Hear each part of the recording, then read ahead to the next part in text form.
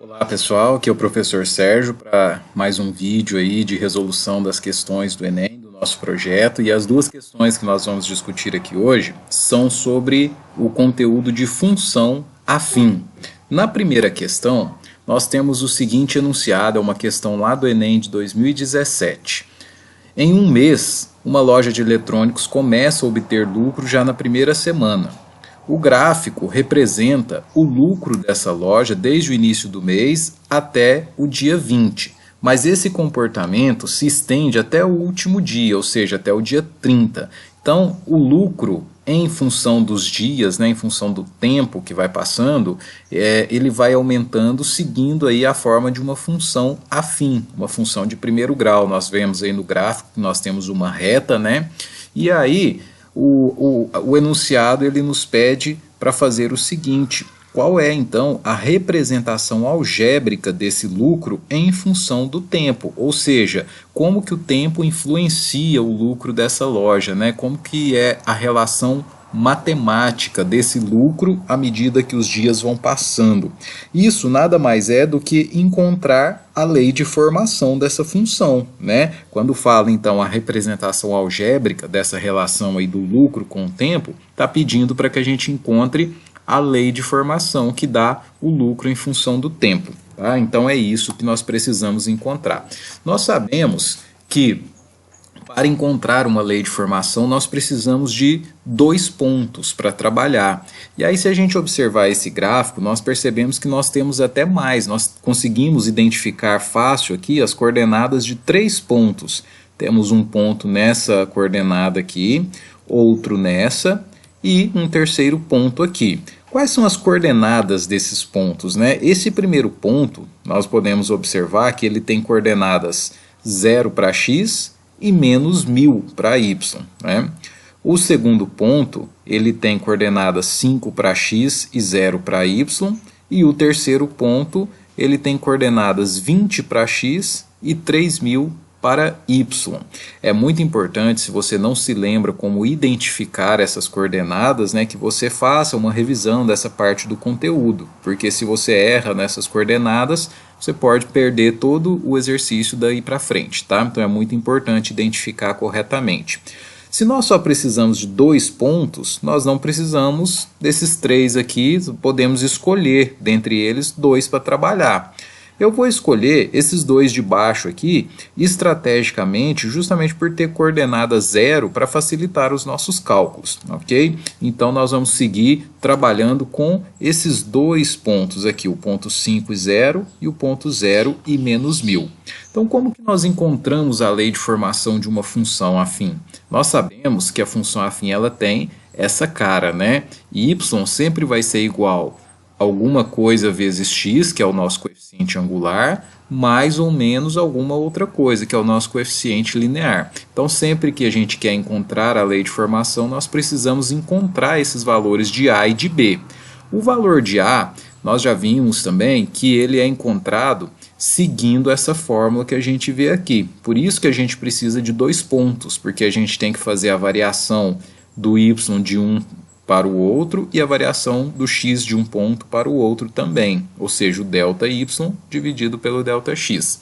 Então, se a gente tomar como referência esses 2 pontos aqui que a gente tem, colocando isso na fórmula, veja bem, no primeiro ponto o y é 0, no segundo ele é menos 1000. Né? No primeiro ponto o x é 5 e no segundo ele é 0. Então, encaixando tudo isso na fórmula, nós ficamos da seguinte maneira, ó. Na parte de cima, variação de y, 0, que é o y do primeiro ponto, menos o menos 1000, que é o y do segundo ponto. Aqui fiquem atentos na questão dos sinais, esse menos é da fórmula e esse menos é do ponto. Ok? E na parte de baixo, o x do primeiro menos o x do segundo.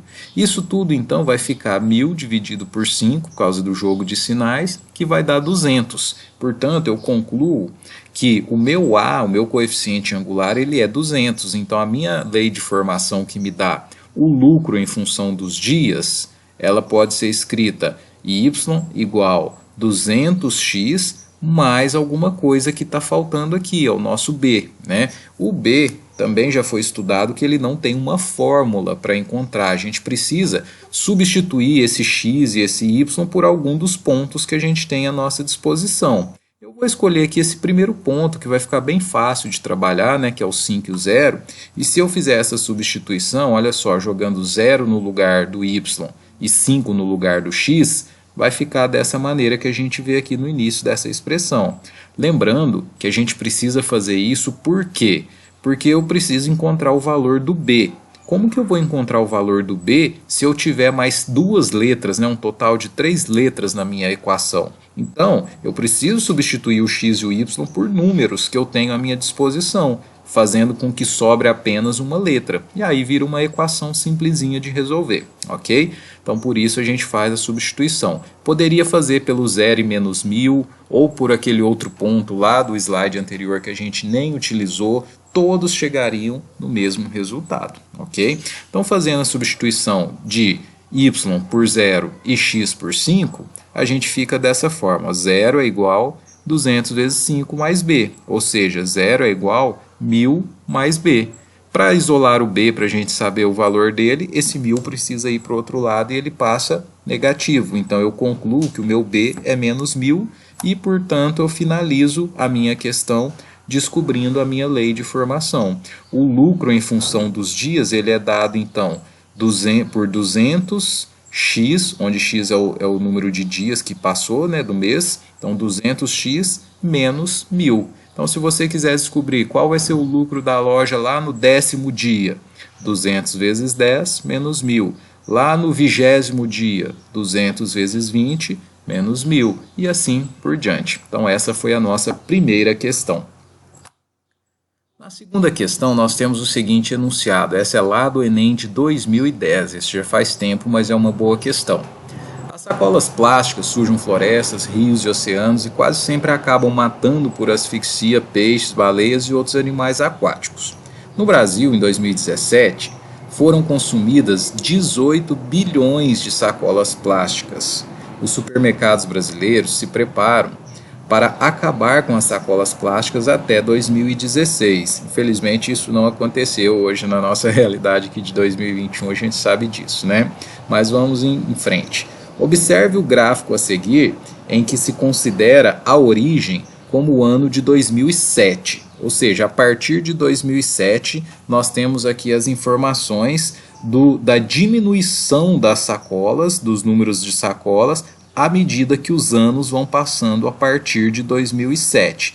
E aqui percebam que a projeção é de que 9 anos após o ano de 2007, ou seja, lá em 2016, que fossem zerados o número de sacolas plásticas, né? Então, o valor, quando x fosse 9, o y seria 0, ou seja, 9 anos após o ano de 2007, zeraríamos a quantidade de sacolas plásticas, né?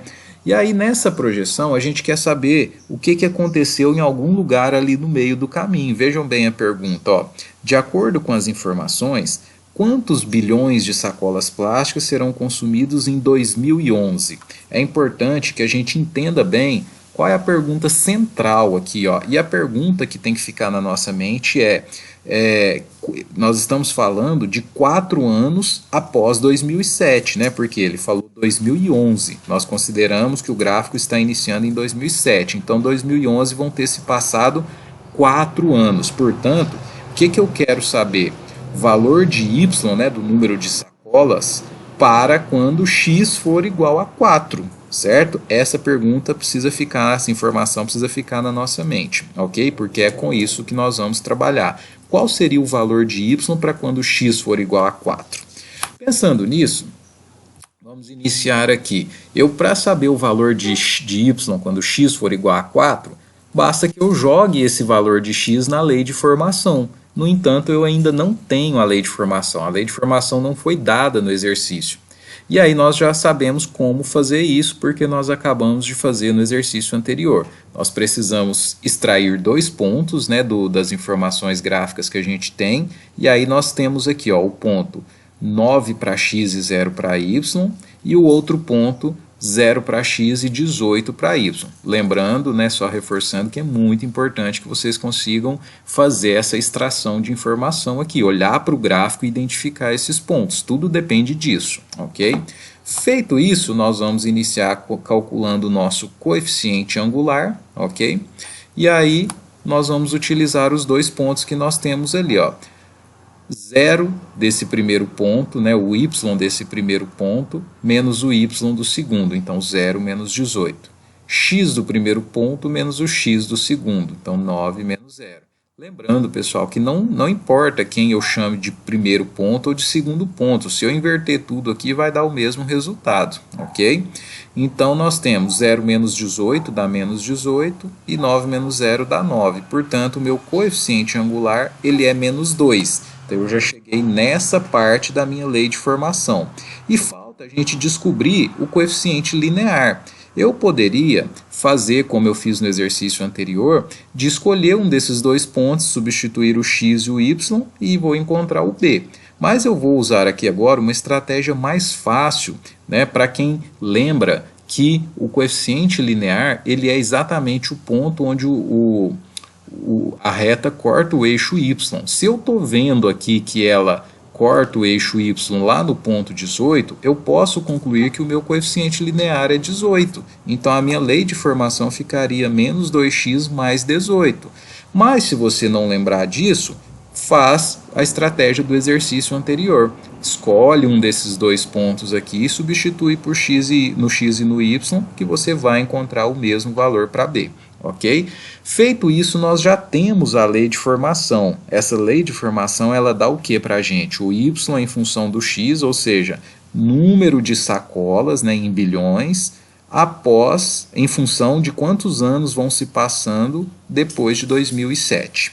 E aí nós já sabemos, vamos só relembrar aqui, que o que nós queremos saber é o que acontece com o número de sacolas 4 anos após o 2007, né? Ou seja, quando o x for 4, quanto vai ser o meu y? Então basta que a gente substitua o x por 4. Vai ficar dessa maneira, e aí dando continuidade na resolução, nós chegamos à conclusão de que o y, após 4 anos se passados, né, depois de 2007, nós teremos um consumo aí de 10 bilhões de sacolas, ou seja, lá em 2007 o consumo era de 18 bilhões. A ideia é que fosse diminuindo. Quando chegasse em 2011, portanto, a previsão seria de 10 bilhões, 8 bilhões a menos, né? Até que isso fosse zerado lá em 2016. Então é isso, pessoal. Essas são as duas questões aí dessa semana do Enem, ok? E espero que vocês tenham gostado do vídeo. Qualquer dúvida eu estou à disposição. Um grande abraço para vocês.